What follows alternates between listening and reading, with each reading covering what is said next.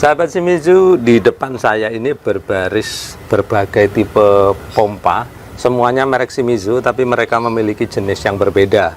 Ya, yang kelihatan biru-biru ini adalah tipe pompa booster, lalu sebelah sini adalah pompa sumur dangkal, kemudian dua ini semi jet, lalu yang sebelah situ itu adalah jet pump, lalu yang berdiri adalah pompa submersible. Nah, apa sih yang membedakan dari tipe-tipe pompa ini? Nah, hal yang paling utama yang membedakan mereka adalah kemampuan hisap dari ketinggian sumber air, gitu ya. Nah, kenapa sih saya bahas ini? Karena ternyata banyak orang di luar sana itu yang ketika mereka membeli pompa, lalu dipasang di rumahnya, kemudian mau dipakai, ternyata tidak bisa berfungsi seperti yang diharapkan. Usut punya usut, ternyata mereka itu salah membeli tipe pompa, ya. Misalkan ya, mereka seharusnya butuh pompa tipe sumur dangkal, lalu mereka membeli booster, maka tidak bisa digunakan. Nah, di sini sengaja saya urutkan ya, dari sebelah kiri layar itu memiliki kemampuan hisap ketinggian sumber air yang paling rendah, bahkan harus tinggi sumber airnya gitu ya. Nah, kemudian yang paling sana ya, paling kanan layar itu adalah pompa submersible, yang mana kemampuan mengangkat airnya itu dari kedalaman sumur yang paling dalam atau paling besar gitu ya. Nah, nanti kita akan bahas lebih detail lagi ya. Nah, sebelum kita lanjutkan, sahabat Shimizu, perhatikan dulu di layar ya, sebagaimana seperti saya tampilkan di layar. Nah, di situ terlihat ya bahwa pompa booster itu hanya bisa dipakai kalau sumber airnya itu berada lebih tinggi dari pompa itu sendiri gitu ya. Nah, baik, sekarang kita akan bahas lebih detail lagi ya. Kita akan mulai dari pompa booster. Nah, sahabat Shimizu bisa perhatikan ya, di sini adalah pompa booster tipe PB 158 bit ya. Sedangkan yang ini adalah Shimizu PB 228 bit. Yang membedakan kedua jenis ini ya, atau kedua model ini adalah kapasitasnya aja, yang mana ini debitnya lebih besar gitu ya. Nah, kalau secara fisik ya, sahabat Shimizu bisa perhatikan bedanya adalah yang ini menggunakan flow switch yang terbuat dari material plastik, sedangkan yang 228 bit ini menggunakan kuningan ya, seperti itu. Nah, seperti saya sebutkan, bedanya itu hanya kapasitasnya ya. Nah, tadi saya sudah sebutkan juga ya bahwa untuk menggunakan pompa tipe booster seperti ini ya, itu sumber airnya itu harus lebih tinggi daripada pompanya. Nah, kemudian yang kedua ya, ada syarat lain lagi, yaitu aliran awalnya itu nggak boleh terlalu kecil. Misalkan alirannya seperti ini. Nah, alirannya seperti ini itu masih nggak cocok kalau menggunakan pompa ini ya, karena dia tidak akan bisa memicu agar pompa ini bisa jalan ya. Jadi pompa ini baru bisa jalan kalau aliran awalnya itu kira-kira 3 liter per menit ya. Nah, 3 liter per menit itu kira-kira seperti inilah itu ya. Nah, dari situ sahabat Shimizu bisa perhatikan ya bahwa kalau aliran di rumahnya terlalu pelan ya, lebih kecil dari yang tadi, maka jangan gunakan yang tipe ini. Nah, kalau sahabat Shimizu ragu apakah aliran saya terlalu kecil ataukah udah cukup, ya sahabat Shimizu bisa pertimbangan beli booster yang tipe berikutnya, yaitu PLW 150 bit ya. Nah, pompa ini secara konstruksi memang berbeda dibandingkan dua booster lainnya ya.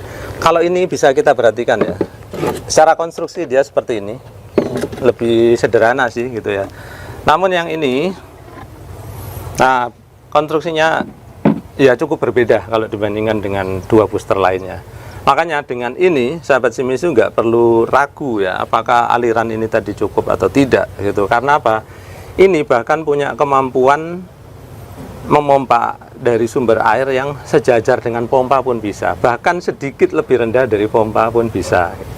Baik, sekarang kita akan bahas yang berikutnya ya.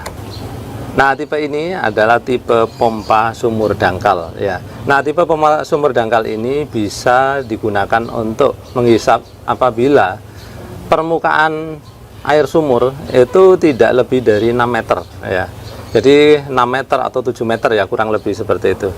Nah, apakah bisa Pak kalau digunakan untuk sumur yang kedalamannya 2 meter? Ya tentu bisa ya. Jadi kalau kita sebut 6 meter itu artinya 6 meter atau kurang gitu ya. Nah, pompa sumur dangkal sendiri itu modelnya juga banyak ya. Jadi ada yang besar seperti ini, kemudian ada yang kecil. Nah, apa sih yang membedakan? kalau dari besar kecilnya itu yang membedakan biasanya adalah kapasitasnya atau debitnya. Jadi kalau kelihatan dari ini ya, dari bodinya ini udah paling besar, biasanya itu debitnya juga paling besar gitu ya. Nah, kenapa kok ada yang besar ada yang kecil ya? Karena tergantung kebutuhan ya. Kadang ada orang yang misalkan ya, rumahnya itu hanya dihuni satu orang ya, ngapain punya pompa yang terlalu besar. Nah, yang seperti itu. Nah, kemudian ada juga perbedaan lainnya, itu beberapa pompa itu ada yang otomatis, ada yang nggak otomatis ya. Kalau yang otomatis itu biasanya kelihatan dilengkapi dengan pressure switch, kemudian ada pressure tanknya juga ya. Nah, seperti ini ya. Nah, kemudian yang nggak otomatis biasanya itu ya gini aja ya, nggak ada pressure switch, nggak ada pressure tank gitu ya. Lalu kenapa kok ada yang otomatis ada yang enggak, Pak? Itu.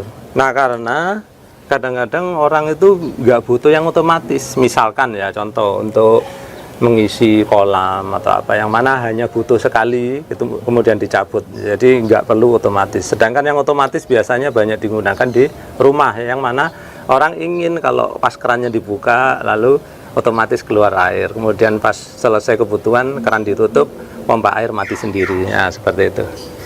Nah, kemudian dari sisi bodi ya, itu ada beberapa tipe juga ya, yang mana ini adalah tipe PL, yang mana bodinya terbuat dari plastik. Sedangkan yang ini PS 130, kemudian ini adalah PS 226, itu bodinya terbuat dari besi.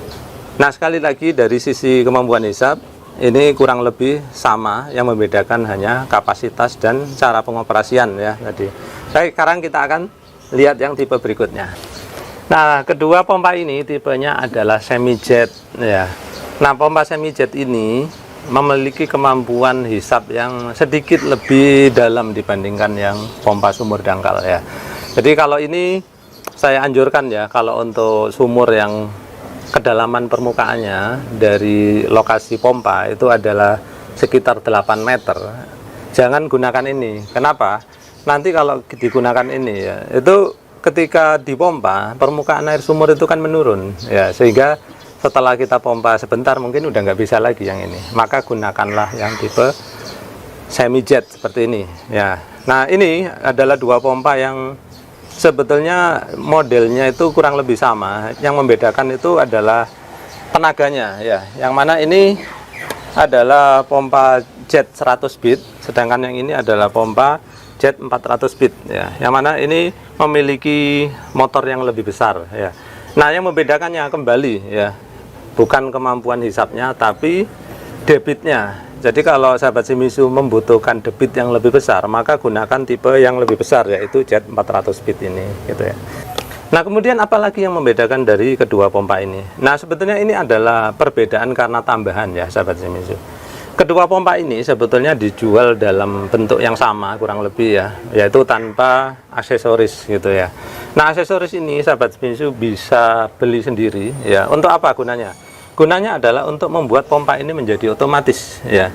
Sahabat Shimizu perhatikan bahwa kalau sahabat Shimizu beli aksesoris yang sesuai ya, maka sahabat Shimizu akan mendapatkan otomatis berupa pressure switch di sini, kemudian pressure gauge di sini, kemudian pressure tank di sini. Nah, dengan adanya aksesoris tambahan seperti ini, maka sahabat Shimizu bisa mengoperasikan pompa ini menjadi pompa otomatis. Nah, antara yang jet 100 sama jet 400 bit ini sebetulnya kitnya ya, atau spare part atau aksesorisnya sama saja. Jadi kalau mau menggunakan spare part ini untuk di sini pun bisa ya. Jadi fungsinya tadi adalah apa? Mengubah menjadi yang tidak otomatis menjadi otomatis ya, yaitu dengan aksesoris. Tapi sekali lagi kemampuan hisapnya sama, hanya debitnya yang membedakan ya. Nah, tipe selanjutnya adalah tipe jet pump atau pompa jet. Nah, jet pump ini sebetulnya secara sekilas bentuknya sangat mirip dengan semi jet ya, seperti ini ya. Namun yang membedakan apa? Dia memiliki dua lubang seperti ini. Nah, untuk apa sih dua lubang ini? Dua lubang ini adalah untuk menjalankan mata jet di sini ya, untuk mengoperasikan mata jet di sini. Nah, mata jet inilah yang harus dimasukkan ke dalam sumur ya, sehingga kombinasi antara pompa jet ini dengan mata jet, maka dia bisa menghasilkan hisapan dari sumur yang cukup dalam ya. Jadi kalau udah lebih dari berapa tadi saya bilang 8 meter gitu ya, misalkan udah 9 meter hingga 20 meter, sahabat Shimizu bisa gunakan pompa jenis ini, gitu ya. Nah, banyak yang menanyakan, Pak, bagaimana kalau mata jetnya enggak saya masukkan ke dalam sumur? Maka itu menghilangkan fungsi dari jet pump itu sendiri ya, sahabat Shimizu. Jadi mata jet ini itu harus dimasukkan sampai nyelup ke air sumur, gitu ya. Nah, kemudian banyak yang menanyakan ke saya, Pak, bagaimana kalau mata jet ini tidak saya masukkan ke dalam sumur, tapi saya letakkan di atas sumur? Nah, kalau itu akhirnya tidak bisa berfungsi lagi mata jetnya ya, sahabat Shimizu. Jadi mata jet ini harus masuk ke dalam sumur, bahkan harus tercelup oleh air sumurnya itu sendiri, gitu ya. Nah, kemudian pompa jenis terakhir adalah pompa submersible ini ya. Ya, yang mana pompa ini cukup unik karena pompa kalau jenis lain itu kan biasanya berada di permukaan tanah, tapi pompa submersible ini untuk dimasukkan ke dalam sumur ya. Nah, kalau sumur di rumah sahabat Shimizu itu udah 20 meter atau lebih dalam lagi, maka saya anjurkan menggunakan yang model submersible ini ya, karena mereka cukup powerful untuk digunakan di sumur dalam, gitu ya. Nah, kemudian banyak yang bertanya ke saya, Pak, kalau sumur saya sumur gali yang lubangnya besar, ya pasti bisa ya. Kalau lubang kecil aja bisa, pasti lubang besar juga bisa, gitu ya.